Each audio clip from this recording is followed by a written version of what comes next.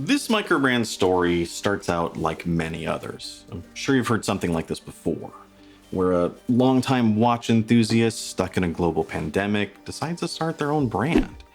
But where this story winds up isn't, as this is a watch unlike any other. One with a clean, classic symmetrical dial, a unique case shape, and powered by a top-grade Sleeta mechanical movement. This is the Tennet Somerset in Onyx. Now, this watch has been lent in by the brand, but you've probably never heard of Tennet before. They're a bit new, so this is actually their first watch. And if you haven't caught it yet, this is another brand out of Singapore. And for me, one of the interesting things was I got to chat with their co-founder, Royce. And I thought what was a little interesting and different about their brand is that when they decided to start it, they didn't start by thinking what kind of watch they wanted to make, but rather what kind of brand they wanted to be. That before they did anything, they sat down and started thinking what the founding tenets or the principles the brand should be built upon, which you can actually see on their website. And I also thought it was cool to see this idea represented in the watch as well. Where engraved on the movement, you have a North Star that's kind of there as a guiding light, as well as the Latin phrase "nolite timere," which means "do not be afraid" on the caseback. Something I think they embraced moving forward with such a bold design. And I'm not just pointing this out because I think they're interesting tidbits, but I think it's important to understand the brand in order to understand the watch. Because this is a brand that's focusing in on making unusual designs, rather than becoming completely mainstream or the next Christopher Ward. So that said, let's get into it here. And there are really three great things to know about this one. Which is you have the design, you have how overbuilt it is for the type of watch it is, and lastly, just how comfortable it is. So let's start off with the design, and the case here is a big part of that. It starts off fairly standard, with a 38mm sizing, clean polished bezel, and all topped off with a box cut sapphire. But then, very quickly, you should notice these flared lugs. And I'm not exactly sure how this is translating over the screen, but in person, they're very cool, very unique. And I think it takes what starts off as a dress watch and more solidifies this as something more sporty with its Batman-esque shape. And you can never go wrong with Batman. Part of what helps these lugs stand out is the dual finish, where you have a blasted curvature softening the aggressive design, which is then complete with a polished top and sides that catch your eye. And it also merges beautifully with a clean polished bezel, of which, if you didn't notice it before, also has a cool trick, as the curvature of the bezel is concave, not convex, basically curving inward in an effort to keep a lot of that polish from getting scratched. Then over there at the right, there's one of the best crowns I've run across. Now, since it's a mechanical, it's not screwed down. You wouldn't want that. But it's an ideal size with great knurling. Or it has this really unusual square, maybe domino cut to it, which not only looks great, but also feels great as well. Something vitally important with mechanical, where it's not overly aggressive or too sharp, but gives you a great solid responsive connection when winding it. There's also a red dot on the outer edge, which is an homage to the brand's home country of Singapore. And of course, we can't forget the case back, which is secured with 4 small screws, and comes with this really wide exhibition crystal. Now, having an exhibition case back can be a bit of a polarizing thing. But I think when you have a mechanical, and especially one with a really beautiful top-grade movement, it's something you want, as part of the beauty of it is just taking in that movement without the rotor. And I think that argument for not having an exhibition case back more goes towards dive watches. Which then leads us to the dial. And currently I think there are 3 very distinct colorways of this, with this one being the black onyx. This is a dial with a lot going on, and it's almost one you have to experience in person, but I'm going to do my best to describe it to you, as it's a design with a lot of depth and a number of contrasting elements in terms of materials and textures. Yet, at the same time, there's a beautiful flow and symmetry that seems to keep it together. It's a sector dial unlike any I've seen before, where with those I usually expect an emphasis on the Arabics as indices and detailed minute markers. The recent Vario Empire GMT being a great example of that. But here, there seems to be more of an emphasis on texture, depth, and materials, with multiple different rings heading in from the outer edge until you get to the clean sunburst center, with only the applied logo at the top. And at first glance, I honestly didn't even think of this as a sector dial, until I looked a little bit closer and noticed that it was split apart by the indices, which are a set of thin polished bars and teardrops for the cardinal points. And those indices at the cardinal points, which I often point out, helps to bring in a focusing element, a crosshair, if you will, that brings your eyes right to the center. But there's actually a little bit more going on with that teardrop shape as well. Royce pointed out that that teardrop shape is something that's going to be an integral part of their design language going forward. And it's an integral part of this watch as well, as the tip of the second hand and both the minute hand and hour hand being more of an elongated teardrop shape. And even those really cool flared out lugs, you put two of them together and it outlines a teardrop. And speaking of the hands, they look amazing, and I think they are the perfect length. And at least on this particular colorway, I really love how everything comes across clearly with a great amount of contrast. Something I unfortunately wish I could say when it was dark, as this one does have lume, but it's not anything to write home about.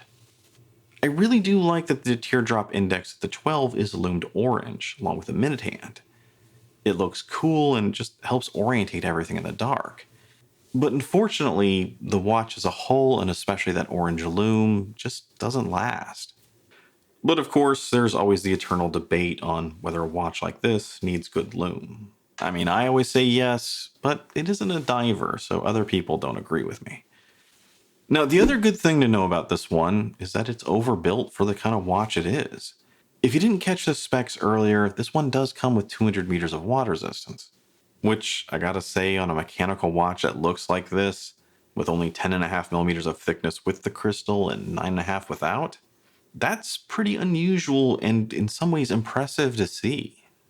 And I think it goes to show that this watch was made to be a true sports watch, one that's ready for just about anything. Which I think also lines up with the idea that Tennet wants to make good quality watches that last. And I think when you take that with the blasted sides and the concave bezel, they're also trying to make one that looks good for a while as well. Although, that said, at this price, I would really love to see a scratch resistant coating. It's something that's becoming much more standard these days. And I think it would help, at least on the parts that aren't blasted.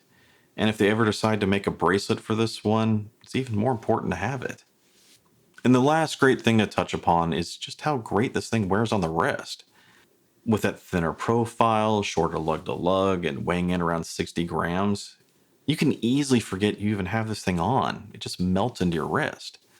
And a lot of that is thanks to the strap, which is a little bit thin, but really well made. Tennet actually partnered with Deluxe to make their strap, and I believe Deluxe is also from Singapore. They're known to make some really great straps. In fact, if you want to buy one from them, I think you're going to spend at least $100.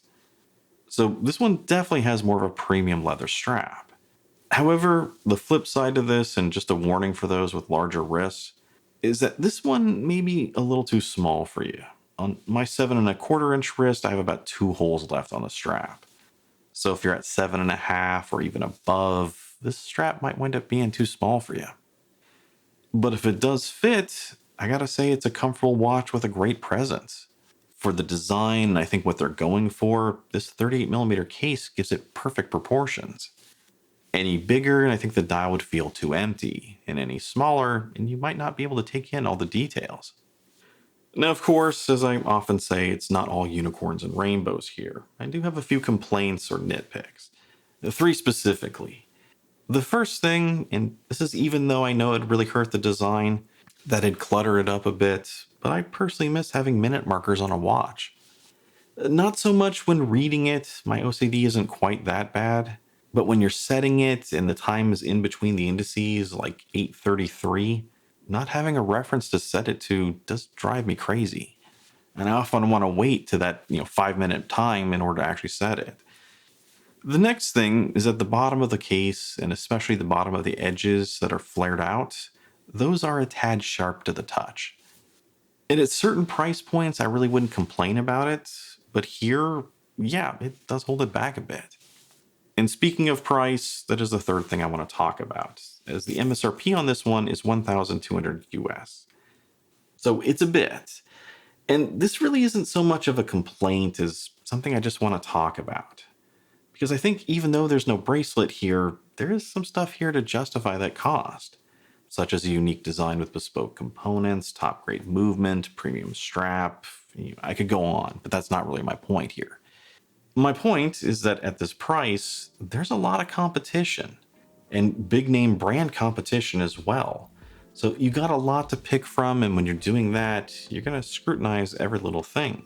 That, and that this watch also represents a bit of a shift in the microbrand community, a shift that I know bugs some people quite a bit. As if you think about it, originally microbrands sort of came onto the scenes as a value alternative to the big mainstream brands. It seemed like for years I was constantly comparing them to how better they were than a Seiko.